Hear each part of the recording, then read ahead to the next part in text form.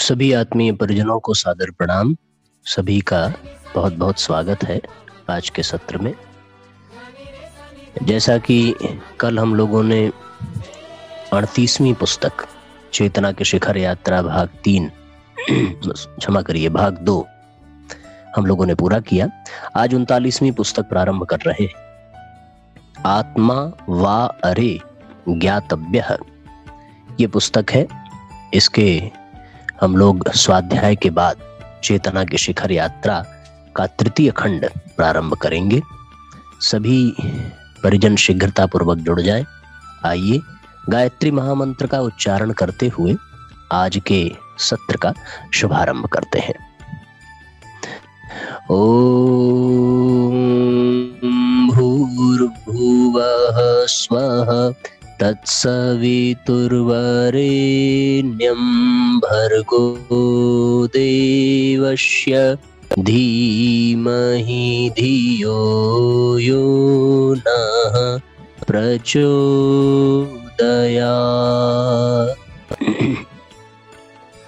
सभी आत्मीय परिजनों को सादर प्रणाम। ये ऑनलाइन दैनिक स्वाध्याय का ये सत्र लाइव चल रहा है। आप इसको शीघ्रता पूर्वक अधिक से अधिक शेयर कर दें, लोगों को सूचित कर दें कि स्वाध्याय प्रारंभ हो गया है।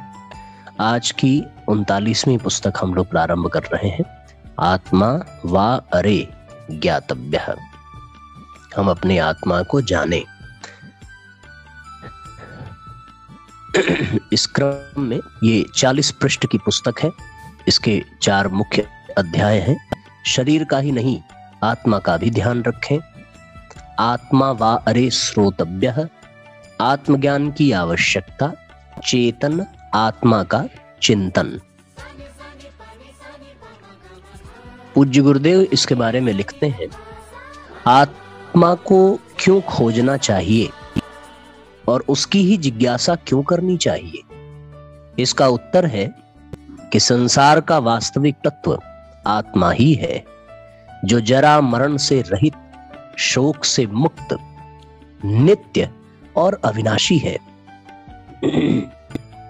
उसका ज्ञान हो जाने से मनुष्य उसकी भांति भय, शोक, चिंता और मरण धर्म से मुक्त हो जाता है।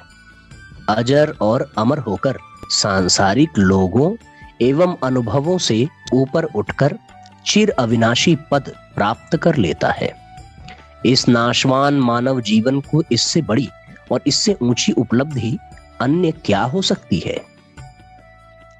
कितना सुंदर लिखा है। वास्तव में साथियों, इस संसार में ऐसी कोई चीज नहीं है जो अविनाशी हो।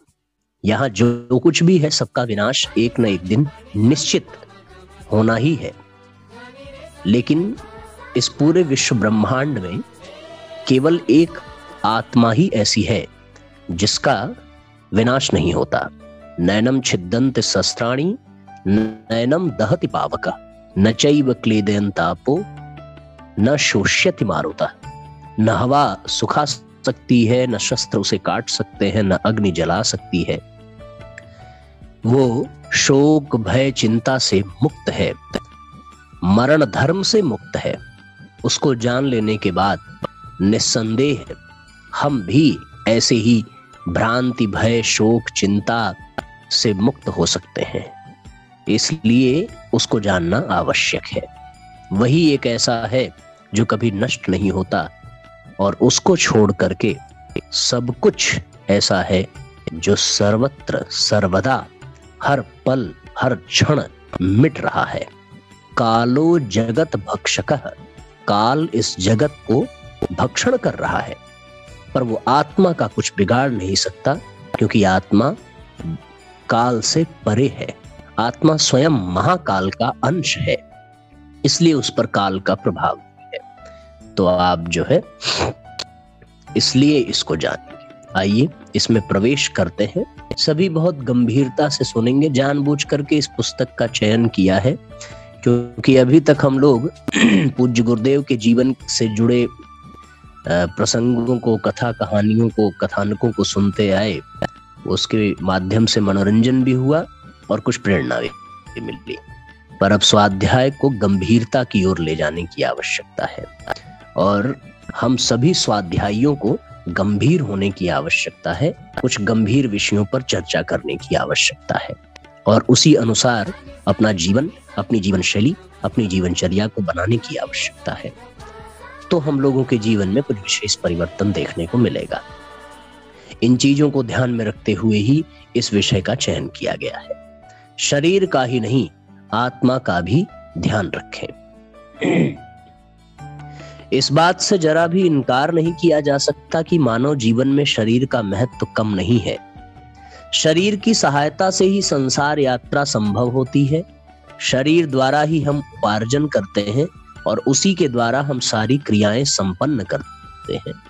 यदि मनुष्य को शरीर प्राप्त न हो तो वह तत्व रूप से कुछ भी करने में समर्थ न हो। बिल्कुल सही बात है, शरीर के बिना तो कुछ भी संभव ही नहीं है। यदि एक बार मानव शरीर के इस महत्व को गौण भी मान लिया जाए, तब भी शरीर का यह महत्व तो प्रमुख ही है कि आत्मा का निवास उसी में होता है।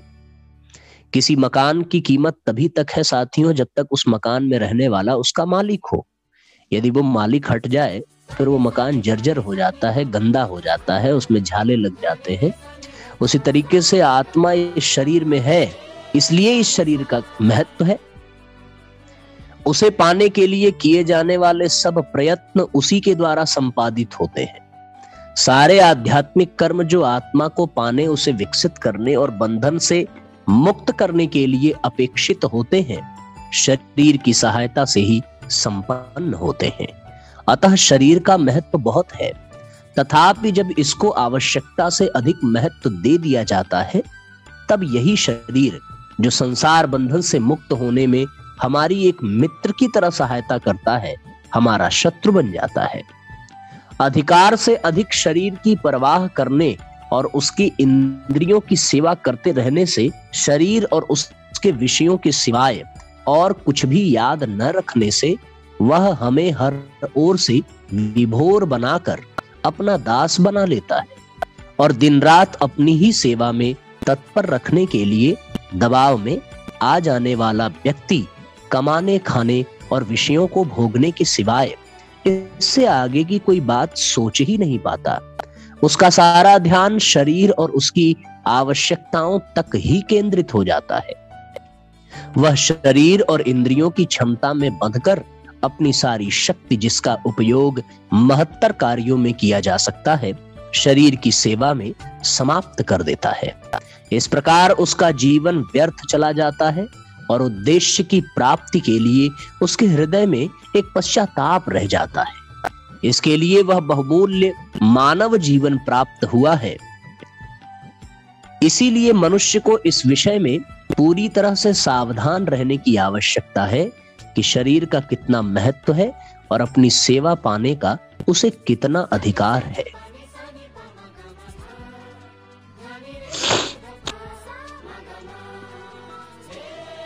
शरीर की सेवा तक सीमित हो जाने की भूल मनुष्य से प्रायः तब होती है जब वह शरीर को ही सब कुछ समझ लेता है। सत्य बात तो यह है कि मनुष्य शरीर नहीं, आत्मा है। शरीर तो साधन मात्र है, साध्य केवल आत्मा ही है। इसलिए प्रधान महत्व शरीर को नहीं, आत्मा को ही देना चाहिए, न कि आत्मा को शरीर के अधीन कर देना चाहिए। जो इस नियम एवं अनुशासन का उल्लंघन करते हैं, वे आत्मा के हित की हानि करने वाली भयानक भूल करते हैं, जो निश्चित रूप से शोक, खेद और पश्चाताप का विषय है। शारीरिक स्वार्थ का महत्व है, लेकिन एक सीमा तक, उसी सीमा तक जहां तक वह स्वस्थ, सशक्त और सक्षम बना रहे, वह अशक्यता तथा अल्पायु से बचा रहे। इस आवश्यकता की पूर्ति के लिए उपार्जन करता है और सुख सुविधा, मनोरंजन आदि की व्यवस्था भी, किंतु सच्चा स्वार्थ आत्मा का ही है। उसी की पूर्ति और उसी का हित साधन करने को प्रधानता दी जानी चाहिए, क्योंकि मानव जीवन का उद्देश्य यही है कि इसी के लिए यह अनुग्रह भी किया गया है। आवश्यकता से अधिक शरीर सेवा में लगे रहने से शरीर पुष्ट हो जाता है, उसकी जड़ता प्रबल हो जाती है, आवश्यकताएं वितृष्णा के स्तर पर पहुंच जाती हैं और तब मनुष्य मोह, लोभ, मत्सर आदि ऐसे विकारों से ग्रसित हो जाता है जो स्पष्टतः आत्मा के शत्रु माने गए हैं। यह विकार अपना अस्तित्व पाकर मानव जीवन को पतन की ओर ही प्रेरित करते हैं। उनका ऐसा करना स्वाभाविक ही है। मनुष्य को पतन की ओर ले जाना विकारों का सहज धर्म है। इसके लिए उन्हें दोष नहीं दिया जा सकता। दोषी तो वास्तव में वह मनुष्य है जो इनसे अपनी रक्षा का प्रबंध नहीं करता। बिच्छू का धर्म है डंक मार, तो इसके लिए बिच्छू को दोष नहीं दिया जा सकता। दोष उस व्यक्ति को ही दिया जाएगा जिसने उस कुटिल कीट को कष्ट पहुंचाने का अवसर अपने प्रमाद के कारण दिया। एकमात्र शरीर की सेवा में निरत रहने से उक्त विकार जन्मेंगे, पनपेंगे और अपना अस्तित्व पाकर मनुष्य को धर्मतः पतन की ओर खींचेंगे। अस्तु अपनी रक्षा के लिए मनुष्य को चाहिए कि वह प्रधानता शरीर को नहीं, आत्मा को दे और उसी के हित साधन में निरत हो, उसी का कल्याण करे। शरीर को अपेक्षित अधिकार देकर जो बुद्धिमान व्यक्ति शेष समय तथा रुचियां आत्मा के स्वार्थ में उसकी सेवा करने में लगाते हैं, वे लोग सुख और परलोक में श्रेय के अधिकारी बनते हैं। शरीर की सेवा जहां मनुष्य को पतन के गर्त में गिराकर रोग, शोक, संताप, पश्चाताप आदि की यातना दिलाकर भवपाशों में लपेटती जाती है, वहां आत्मा की सेवा में मनुष्य अलौकिक सुख, हर्ष, उल्लास, आनंद आदि के साथ मोक्ष एवं मुक्ति का पुरस्कार पाता है। अवश्य ही शरीर की उपेक्षा मत कीजिए। कमाइए, खाइए, गृहस्थी बसाइए, सुख और संपत्ति के अधिकारी बनिए, लेकिन उसमें इस सीमा तक न डूब जाइए कि इसके सिवाय और कुछ सूझ ही न पड़े। शरीर और संसार में उतना ही समय, श्रम और मनोयोग लगाना चाहिए जितना आवश्यक है और जिससे जीवन की गाड़ी सुविधा पूर्वक चलती रहे। शेष सारा समय श्रम तथा मनोयोग आत्मा का हित साधन करने में लगाना चाहिए, जिससे स्वार्थ और परमार्थ और लोक के साथ परलोक भी बनता चले। आत्मिक कल्याण आवश्यक होने के साथ साथ थोड़ा कठिन भी है। कठिन इसलिए कि मनुष्य प्रायः जन्म जन्म के संस्कार अपने साथ लाता है। वे संस्कार प्रायः भौतिक अथवा शारीरिक ही होते हैं। इसका प्रमाण ये है कि जब मनुष्य का देहाभिमान नष्ट हो जाता है तो वह मुक्त हो जाता है। उसे शरीर धारण करने की लाचारी नहीं रहती। चूंकि सभी मनुष्यों की अभिव्यक्ति शरीर में हुई है, इसीलिए यह सिद्ध है कि उसमें अभी शारीरिक संस्कार बने हुए हैं। पूर्व संस्कारों पर विजय पाकर चाहे आधुनिक रूप में मोड़ लेना हो या यूं कह लिया जाए कि शारीरिक संस्कारों को आत्मिक संस्कारों के स्थानापन्न कर लेना सहज नहीं होता। संस्कार बड़े प्रबल व शक्तिशाली होते हैं। इन दैनिक संस्कारों को बदलने का सरल सा उपाय ये है कि जिस प्रकार सांसारिक कामों और शारीरिक आवश्यकताओं की चिंता की जाती है, उसी प्रकार आत्म कल्याण की चिंता की जाए। जिस प्रकार सांसारिक सफलताओं के लिए निर्धारित एवं सुनियोजित कार्यक्रम बनाकर प्रयत्न तथा पुरुषार्थ किया जाता है, उसी प्रकार मनोयोग पूर्वक आध्यात्मिक कार्यक्रम बनाए और प्रयत्न पूर्वक पूरे किए जाते रहे। इस प्रकार यदि मनुष्य अपने विचार कोण के साथ साथ पुरुषार्थ की धारा बदल डाले तो निश्चय ही उसके संस्कार परिवर्तित हो जाएंगे और वह शरीर की ओर से मुड़कर आत्मा की ओर चल पड़ेगा।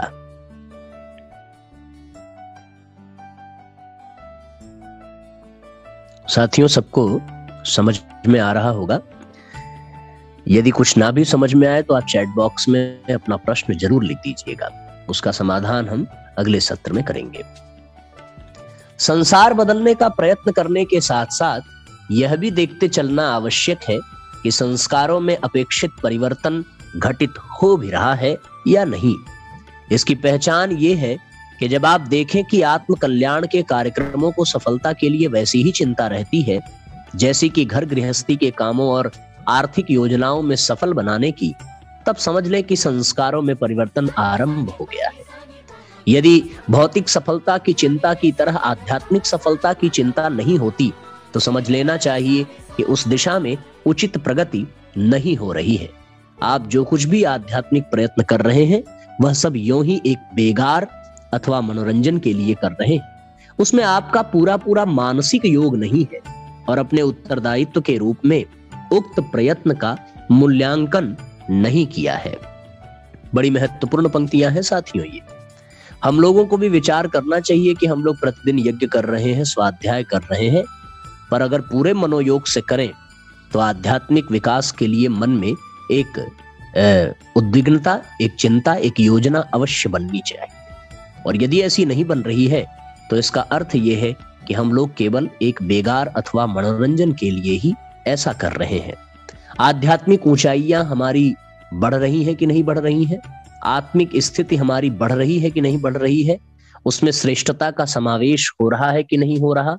हमारा चिंतन, चरित्र और व्यवहार बदल रहा है कि नहीं बदल रहा? इन चीजों पर ध्यान देने की आवश्यकता है, क्योंकि इनके लिए ही तो हम स्वाध्याय और यज्ञ और आदि आध्यात्मिक उपचार कर रहे हैं।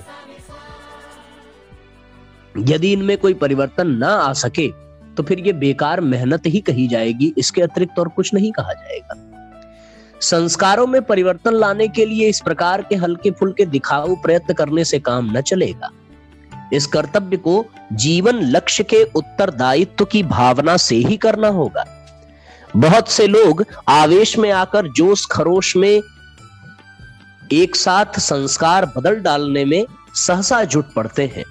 इस प्रकार का असात्विक प्रयत्न भी वांछित सफलता संपादित करने में कृतकृत्य न होगा। ज्वार की तरह उठा हुआ कोई भी जोश कुछ ही दिनों में ठंडा पड़ जाता है। संस्कारों में वांछित परिवर्तन लाने के लिए सात्विकी निष्ठा के साथ आध्यात्मिक कार्यक्रम अपनाकर और उत्तरदायित्व के साथ उन्हें पूरा करना होगा। प्रगति यदि कम भी है लेकिन गति में एक दृढ़ता है तो चिंता की बात नहीं है, कभी न कभी वह काम पूरा हो जाएगा। किंतु यदि प्रगति के चरण तो लंबे चौड़े दिखते हैं और गति में दृढ़ता नहीं है तो निश्चय ही शीघ्र थकान घेर लेगी और उदासीनता गतिहीन हो जाने के लिए विवश कर देगी। संस्कारों में परिवर्तन लाने की योजना तभी सफल होगी जब स्थिति के अनुसार व्यवहारिक कार्यक्रम बनाए जाएं और दृढ़ता पूर्वक एक एक कदम बढ़ाया जाए। ऐसा करने से ही संस्कारों में परिवर्तन संभव है, अन्यथा नहीं। जिस दिन अध्यात्म विषयक कार्यक्रमों में अधिक आनंद और उत्साह अनुभव होने लगे, शरीर की अपेक्षा आत्मा की चिंता अधिक रहने लगे, तो समझना चाहिए कि संस्कार बदल गए हैं और अब शीघ्र ही हमारा जीवन यान भवसागर के उस तट की ओर चल पड़ा है जिस पर कल्याण कुसुमों से सुशोभित वनस्पति लहरा रही है। मनुष्य शरीर नहीं, आत्मा है। उसे चाहिए कि वह शरीर की अपेक्षा आत्मा को अधिक महत्व दे। आत्मा का स्वार्थ ही सच्चा स्वार्थ है, जिसे परमार्थ के नाम से भी पुकारा जाता है। परमार्थ पथ पर अग्रसर होने के लिए आवश्यक है कि दैहिक संस्कारों के स्थान पर आत्मिक संस्कारों की स्थापना की जाए।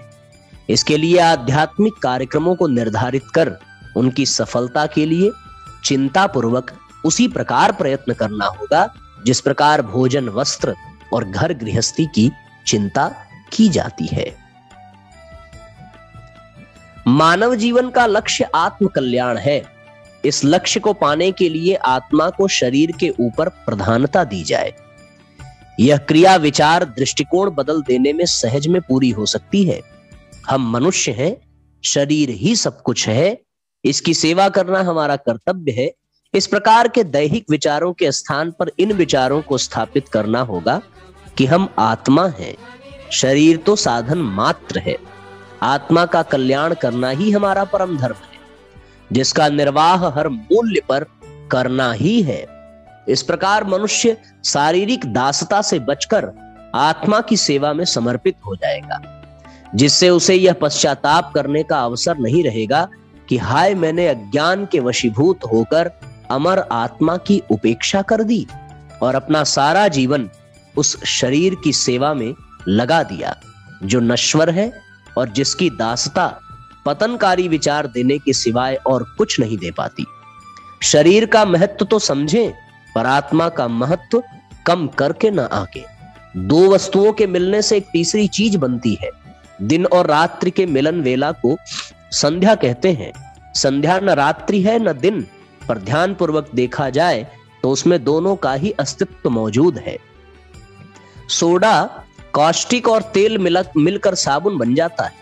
साबुन न तेल के सदृश है और न सोडा के, उसका स्वरूप दोनों से भिन्न है।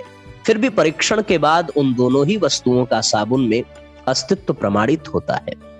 प्राणी भी ऐसे ही सम्मिश्रणों का एक तीसरा रूप है।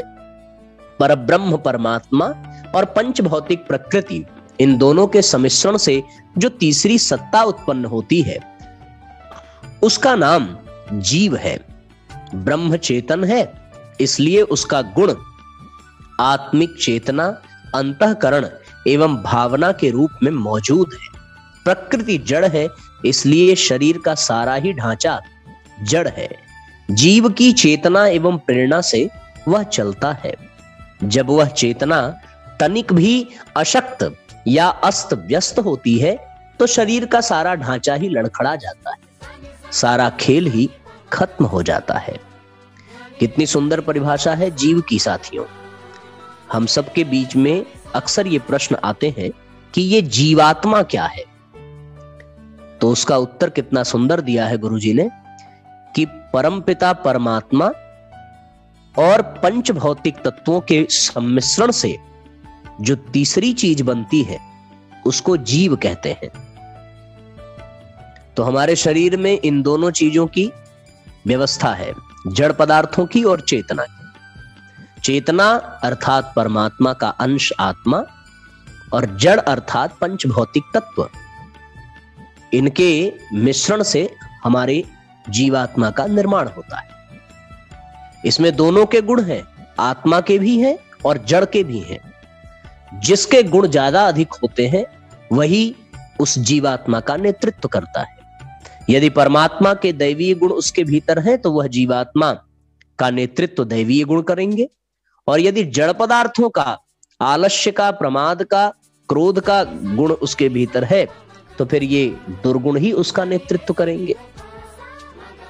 साइकिल चलाने वाले के पैरों में जब तक दम है तभी तक पहिए घूमते हैं, जब पैर थक गए तो साइकिल का चलना भी बंद हो जाता है। शरीर में जो क्रियाशीलता दिखाई पड़ती है वह जीव की उपस्थिति और शक्ति का चिन्ह है। यह शक्ति कुंठित होते ही शरीर दुर्बल, वृद्ध, रुग्ण और मृतक बन जाता है और तब वह घृणित लगने लगता है। निर्जीव होने पर तो जल्दी से जल्दी उसकी अंत्येष्टि ही करनी पड़ती है। पंच तत्व अपने तत्वों में मिल जाते हैं, वह सम्मिश्रण समाप्त हो जाने से दोनों को अपने अपने स्वतंत्र रूप में पहुंच जाना पड़ता है। जड़ और चेतन के अपने अपने गुण धर्म भी हैं। ईश्वर चेतन है, इसलिए उसका अंश जीव चेतना तो है ही, साथ ही उसमें वे सब विशेषताएं भी बीज रूप में मौजूद हैं जो उसके मूल उद्गम ब्रह्म में ओतप्रोत है। बहुत कठिन नहीं है, बहुत सरल बात है। ये सारी चीजें आप गहराई से सुनेंगे और समझेंगे तो तुरंत अपने आप समझ में आ जाएगा। एक ही बात कही जा रही है कि जड़ और चेतन के अपने अपने गुण धर्म है और इन दोनों के ही मिश्रण से जीव बना है। इसमें ईश्वर चेतन है, उसका अंश यह आत्मा ही चेतना है। साथ ही इसमें ये सारी विशेषताएं भी मौजूद हैं जो ईश्वर में विद्यमान। अब समुद्र का जो गुण है वो समुद्र के जल की बूंद में भी तो वही गुण होगा, उसमें कोई अंतर थोड़ी होगा, क्योंकि वो समुद्र के विशाल समुद्र का एक अंश है, वो जल की बूंदें।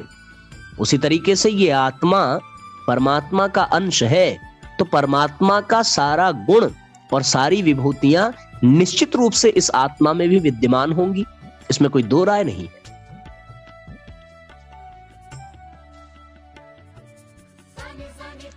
आगे लिखते हैं, ईश्वर सच्चित और आनंद स्वरूप है। जीव में ही सत्य में ही प्रसन्नता तथा संतोष अनुभव करने की प्रकृति है। यहां त्रुटि है, जीव में भी होगा। जीव में भी सत्य में ही प्रसन्नता तथा संतोष अनुभव करने की प्रकृति है। कोई व्यक्ति स्वार्थवश स्वयं भले ही दूसरों से असत्य व्यवहार करे, पर उसके साथ दूसरे जब झूठ छल कपट विश्वासघात का व्यवहार करते हैं तो बड़ा अप्रिय लगता है और दुख होता है।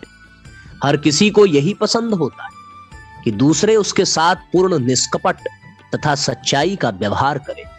छल और धोखे की बात सुनते ही मन में भय, आशंका और उत्पन्न होती है। इससे स्पष्ट है कि जीव अपने उद्गम केंद्र ब्रह्म का सद्गुण अपने में गहराई तक धारण किए हुए है। चित्त अर्थात चेतना, सक्रियता। जीव भी ईश्वर की भांति ही आजीवन निरंतर सक्रिय रहता है। सोते समय, मूर्छा के समय केवल मस्तिष्क का एक छोटा भाग अचेत होता है, बाकी समस्त शरीर हर घड़ी काम करता रहता है। रक्त संचार, श्वास प्रश्वास, पाचन, स्वप्न आदि की क्रियाएं बराबर चलती रहती हैं। शरीर के सभी कलपुर्जे अचेतन कहे जाने वाले मस्तिष्क के सहारे ठीक वैसा ही काम करते रहते हैं जैसे जागते रहने पर होता था।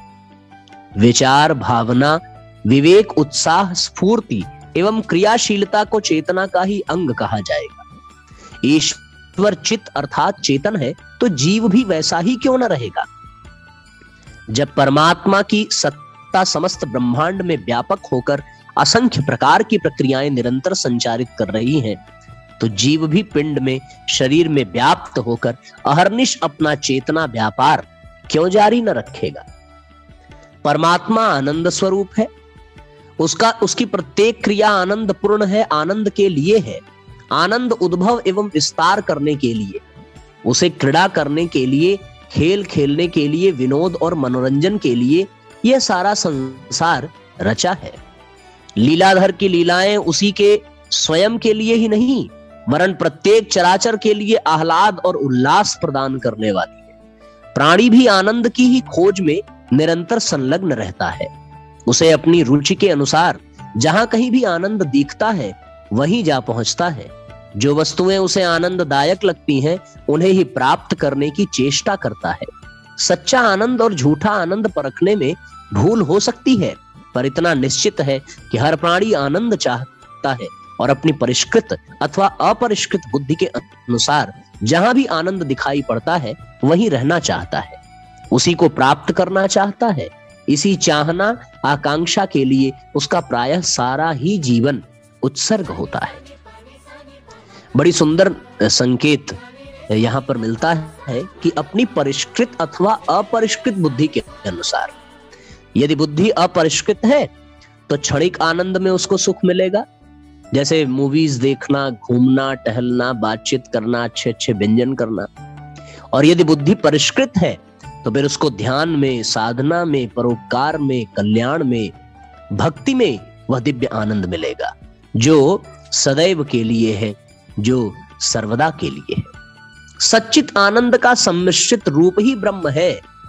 क्योंकि सब इन तीनों ही को चाहते हैं और इन्हें ही अधिक मात्रा में प्राप्त करने का प्रयत्न करते हैं। हम भी इसलिए यही कहना होगा कि हमारी प्रवृत्ति ब्रह्म प्राप्ति की दिशा में है, यही हमारी प्रकृति भी है।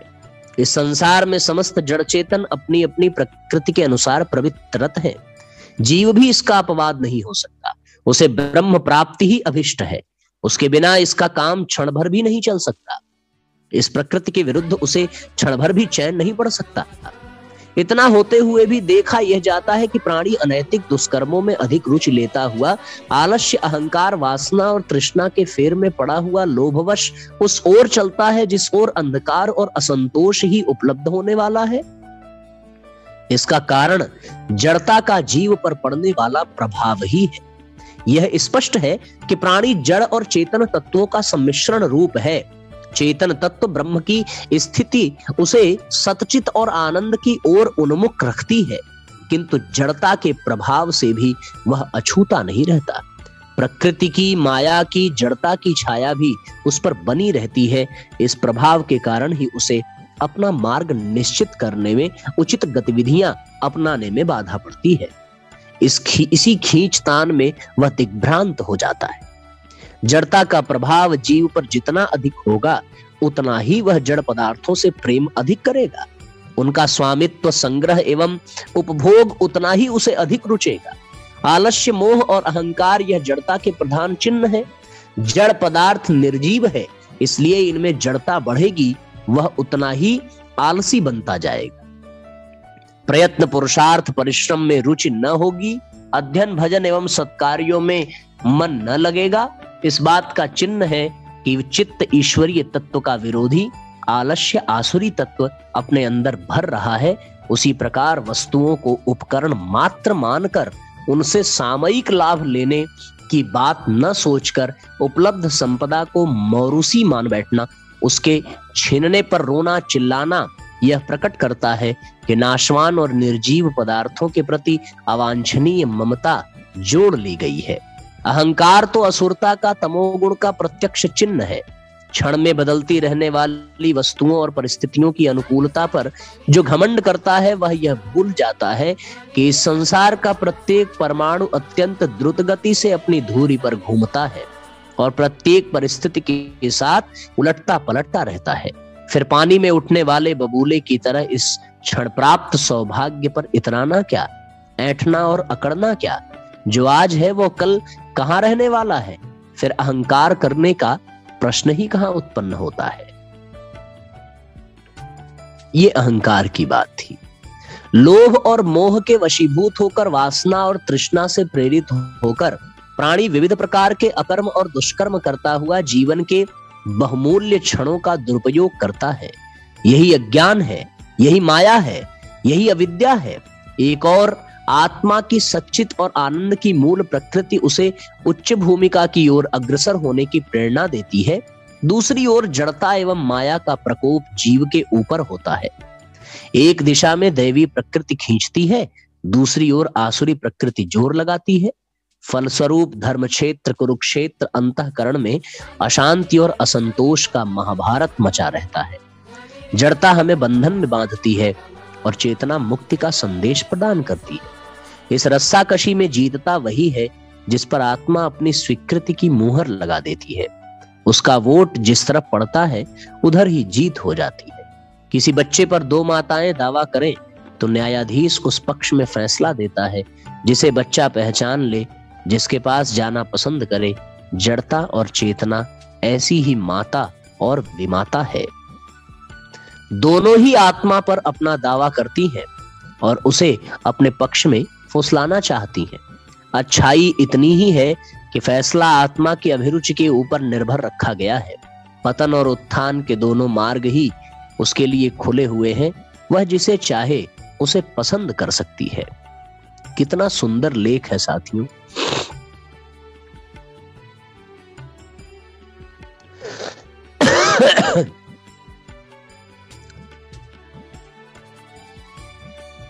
जीव पर दैवी और आसुरी दोनों ही चेतनाओं का प्रभाव है। वह जिस ओर उन्मुख होगा वैसा ही उसका स्वरूप बनता जाएगा। जड़ता एवं माया में लिप्त होते चलने पर वह अधोगति का अधिकारी होता है और पाप, पतन, नरक की दुर्गति में निमग्न हो जाता है। पर यदि वह अपनी मूल प्रकृति सच्चित आनंद का निर्वाह करता चले तो बंधन से मुक्ति निश्चित है। फिर उसे पूर्णता का लक्ष्य प्राप्त करने में कोई कठिनाई नहीं होती। आवश्यकता अपना सही स्वरूप जानने की है।